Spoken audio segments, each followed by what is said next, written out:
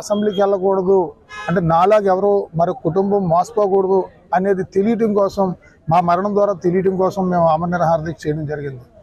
మరి 6 రోజుల నుంచి చేసాం. నియోజకవర్గ ప్రజలు, అభిమానులు ఎంతోమంది తల్లడిల్లిపోవడం జరిగింది. ఎంతోమంది, ఒక అమ్మాయి అయితే ఈ గ్రామంలో వాటర్ ట్యాంక్ ఎక్కేసి నిన్న దూకేయడానికి ప్రయత్నం కూడా చేసింది. అంటే ఇవన్నీ కూడా మనసు కలిసివేయడం జరిగింది.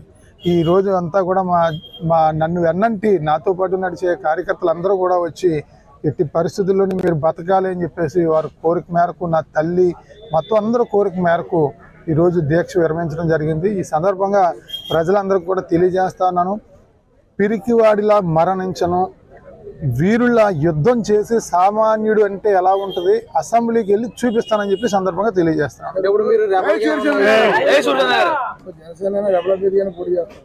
అది ఏ రకంగా పోటీ చేయాలనేది త్వరలో మా కార్యకర్తలు, అభిమానులు అందరితో కూడా త్వరలో మీటింగ్ ఏర్పాటు చేసుకుని అందరి అభిప్రాయం మేరకు పోటీ అయితే తప్పకుండా చేస్తాం. నిన్న మొన్న వైసీపీ వాళ్ళు వారి పార్టీలోకి రమ్మని ఆహ్వానించడం జరిగింది. కానీ ఏదైనా సరే నాతో పాటు నన్ను నడిపిస్తున్న కార్యకర్తలు, నాయకులు ఇష్టం ప్రకారంగా నేను నడుచుకుంటాను. త్వరలో వారు అందరూ ఉద్దేశాలు తెలుసుకుని మంచి నిర్ణయం తీసుకోవడం జరుగుతుంది. పోటీ మాత్రం తప్పకుండా పోటీ చేస్తాను. సామాన్యుడు అసెంబ్లీకి వెళ్ళడం సాధ్యమే అనేది దేశ ప్రజలందరికీ కూడా తెలిసేలా నేను చేస్తాను. అది తప్పండి. పోల్ మేనేజ్మెంట్ చేయలేము అనడం తప్పు. అంటే కొన్ని నియోజకవర్గాల్లో చేయలేకపోవచ్చు, కానీ జగ్గంపేట నియోజకవర్గంలో గత 5 సంవత్సరాల క్రితం 10,649 ఓట్లు వచ్చాయి. సంవత్సరాల తర్వాత జరిగిన ఎంపీడీసీ ఎన్నికల్లో 36,000 ఓట్లు వచ్చాయి. ఈరోజు 1,00,000 ఓట్ల పైన జగ్గంపేట నియోజకవర్గంలో పడే పరిస్థితి ఉంది. ప్రతి గ్రామంలోని 50 నుంచి 100 మంది కార్యకర్తలు ఉన్నారు. ప్రతి గ్రామంలోనే మొన్న కూడా బూత్ ఏజెంట్లని 248 బూత్లు, 248 మందిని మంగళగిరి పార్టీ ఆఫీసుకు ట్రైనింగ్ ఇవ్వడం జరిగింది. అదే రకంగా 248 బూత్లకి ప్రతి బూత్కి 6 ఏజెంట్లు మేము నిర్ణయం సిద్ధం చేసుకోవడం కూడా జరిగింది. అది ఏ రకంగా పోటీ చేయాలనేది నన్ను నడిపించే, నాతో పాటు వెంటుండే కార్యకర్తలు, అభిమానులు అందరూ ఇష్ట ప్రకారంగా త్వరలో తెలియజేయడం జరుగుతుంది. కొంతమంది ఎన్ఆర్ఐలు, ఇది నాకు సహకరించిన వాళ్ళు ఎన్ఆర్ఐలు ఒక్కలే కాదు, చాలామంది అభిమానులు సహకరించారు. నాతో పాటు తిరిగే జన సైనికులు సహకరించారు. ఆఖరికి నేను ఇంటింటికి తిరిగేటప్పుడు పాటశెట్టి సూర్యచంద్ర నీలాంటి వ్యక్తి ఎమ్మెల్యే అవ్వాలని 50 రూపాయలు, 100 రూపాయలు నా జేబులో పెట్టి వాళ్ళు ఎంతోమంది ఉన్నారు నిరుపేదలు.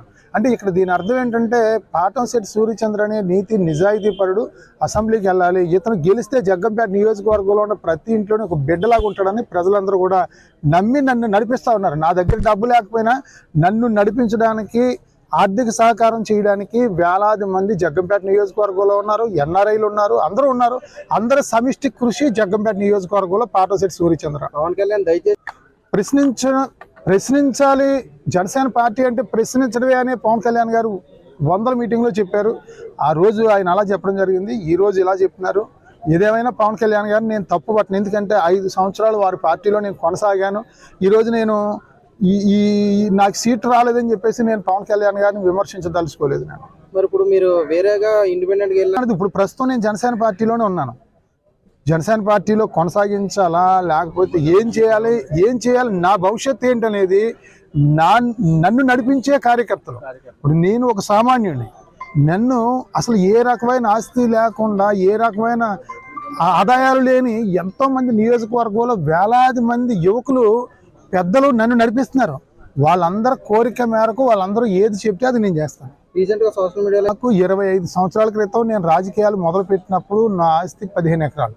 25 సంవత్సరాల క్రితం రాజకీయాల్లో నేను సేవ చేస్తూ అనేక సేవా కార్యక్రమాలు, ఇప్పుడు ఏ రకంగా సేవా కార్యక్రమాలు చేశానో అప్పుడు కూడా అదే రకమైన సేవా కార్యక్రమాలు చేస్తూ సంవత్సరానికి 1 ఎకరం చొప్పున నేను అమ్ముకోవడం జరిగింది. ఇప్పుడు జనసేన పార్టీలోకి వచ్చిన తర్వాత నేను 15 ఎకరాలు అమ్ముకోవడం అన్నది జరగలేదు. జనసేన పార్టీలోకి వచ్చిన తర్వాత నేను అమ్ముకున్నది 1.5 ఎకరం. అంతకుముందు నేను సర్పంచ్గా నేను ఆస్తులు పాడు చేసుకున్నాను. నా దగ్గర ఆస్తి లేదు, నా దగ్గర డబ్బు లేదని చెప్పడం వల్లే ఈరోజు నాకు ఎన్ఆర్ఐ మిత్రులు అవ్వచ్చు, నియోజకవర్గ జన సైనికులు అవ్వచ్చు, నన్ను నియోజకవర్గంలో అభిమానించే వాళ్ళు అవ్వచ్చు, డబ్బున్న వాళ్ళు అవ్వచ్చు, పేదలు అవ్వచ్చు, వేలాది మంది పాటంశెట్టి సూర్యచంద్రకి ఆర్థికంగా అండగా ఉందాం, అతని దగ్గర డబ్బు లేదు, మంచి మనసు ఉంది, సేవాగుణం ఉంది, ఇటువంటి వ్యక్తి అసెంబ్లీకి వెళ్ళాలని చెప్పేసి వేలాది మంది ఆర్థిక సహకారం చేసి నన్ను గెలిపించుకోవడానికి సిద్ధంగా ఉన్నారు. జీరో బడ్జెట్ పాలిటిక్స్ అని చెప్పిన మాటలన్నీ గత 5 సంవత్సరాల నుంచి రేయింబౌళ్ళు జన సైనికులు మేము జగ్గంపేట నియోజకవర్గంలో తిరగడం జరిగింది. మాకు మొన్న 24వ తేదీన సీట్ ఇవ్వలేదు, జగన్ రెడ్డి గారికి తెలుగుదేశం పార్టీకి ఇవ్వడం జరిగింది. వారికి చేస్తాం అని చెప్పేసి మేము అన్నాం. అయినా సరే వారు మీ అవసరం లేకుండానే నేను గెలుస్తానని చాలా గర్వంగా ఫీల్ అవ్వడం జరిగింది. అదే రకంగా మరి శ్రీ పవన్ కళ్యాణ్ గారిని జగ్గంపేట నియోజకవర్గంలో పోటీ చేయండి అని చెప్పి కూడా మొన్న 2 రోజుల క్రితం మేమందరం కూడా ఒక సమావేశం ద్వారా పార్టీకి కూడా తెలియజేయడం జరిగింది. ఇవాళకి ఆమరణ నిరాహార దీక్ష 6 రోజుల నుంచి చేస్తూ ఉన్నాం. ఆమరణ నిరాహార దీక్ష 6 రోజుల నుంచి చేయడానికి ప్రధాన కారణం ఏంటంటే పొత్తు ధర్మం ప్రకారంగా నేను ధర్మానికి కట్టుబడి ఉన్నాను. రెండవ ధర్మం రబ్బర్ చెప్పులు వేసుకునేవాడు సామాన్యుడు, మరి సామాన్యంగా పుట్టడం తప్పు కాదు, సామాన్యుడుగా పుట్టినవాడు అసెంబ్లీకి వెళ్ళాలనే ఆలోచన రావడం తప్పు అనే ఉద్దేశంతో నేను 6 రోజుల నుంచి నిరాహార దీక్ష చేయడం జరిగింది. అంటే సామాన్యుడు అసెంబ్లీకి వెళ్ళకూడదు అంటే నాలాగా ఎవరో మరో కుటుంబం మోసపోకూడదు అనేది తెలియటం కోసం, మా మరణం ద్వారా తెలియటం కోసం మేము ఆమరణ నిరాహార దీక్ష చేయడం జరిగింది. మరి 6 రోజుల నుంచి చేసాం. నియోజకవర్గ ప్రజలు అభిమానులు ఎంతోమంది తల్లడిల్లిపోవడం జరిగింది. ఎంతోమంది, ఒక అమ్మాయి అయితే ఈ గ్రామంలో వాటర్ ట్యాంక్ ఎక్కేసి నిన్న దూకేయడానికి ప్రయత్నం కూడా చేసింది. అంటే ఇవన్నీ కూడా మనసు కలిసివేయడం జరిగింది. ఈ రోజు అంతా కూడా మా నన్ను వెన్నంటి నాతో పాటు నడిచే కార్యకర్తలందరూ కూడా వచ్చి ఈ పరిస్థితుల్లోని మీరు బతకాలి అని చెప్పేసి వారి కోరిక మేరకు, నా తల్లి మొత్తం అందరూ కోరిక మేరకు ఈరోజు దీక్ష విరమించడం జరిగింది. ఈ సందర్భంగా ప్రజలందరికీ కూడా తెలియజేస్తున్నాను, పిరికివాడిలా మరణించను, వీరుల్లా యుద్ధం చేసి సామాన్యుడు అంటే ఎలా ఉంటుంది అసెంబ్లీకి వెళ్ళి చూపిస్తానని చెప్పి సందర్భంగా తెలియజేస్తాను. అది ఏ రకంగా పోటీ చేయాలనేది త్వరలో మా కార్యకర్తలు అభిమానులు అందరితో కూడా త్వరలో మీటింగ్ ఏర్పాటు చేసుకుని అందరి అభిప్రాయం మేరకు పోటీ అయితే తప్పకుండా చేస్తారు. సార్ నిన్న మొన్న వైసీపీ, జనసేన, బీజేపీ నాయకులు కలిసారు కదా సార్, తమతో ఏం మాట్లాడారు?